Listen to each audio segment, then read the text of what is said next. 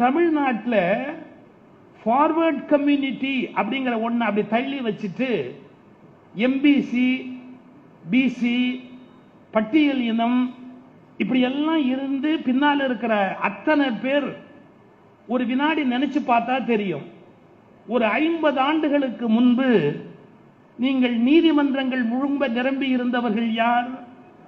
அரசு அலுவலகம் முழுவதும் நிரம்பி இருந்தவர்கள் யார்? மருத்துவ படிப்பு முழுவதையும் மருத்துவ கல்லூரியை நிறைத்தது யார்? இந்த உலகத்தில் செஷன் ஜட்ஜ் முதல் சுப்ரீம் கோர்ட் ஜட்ஜ் வரை நீதிமன்றத்தை ஆக்கிரமித்துக் கொண்டிருந்தவர்கள் யார்?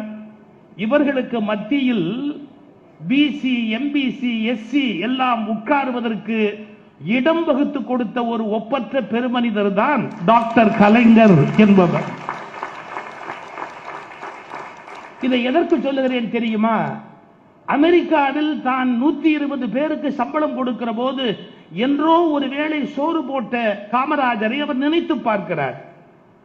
ஆனால் இன்றைக்கு இருக்கிற இளம் தலைமுறைக்கு தான் எந்த நிலையில் இருந்தோம், எந்த நிலையில் உயர்ந்தோம் என்பதற்கு யார் காரணம் என்கிற ரகசியமே சரியாக தெரியாமல் போய்விட்டது என்பதுதான் என்னுடைய மனதிலே இருக்கிற மிகப்பெரிய வருத்தம்.